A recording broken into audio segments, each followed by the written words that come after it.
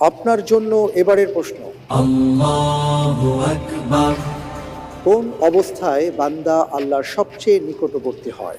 এ, রুকুতে থাকা অবস্থায়, বি, সাজদাতে থাকা অবস্থায়, সি, সিয়ামরত অবস্থায়, ডি, সফরে থাকা অবস্থায়।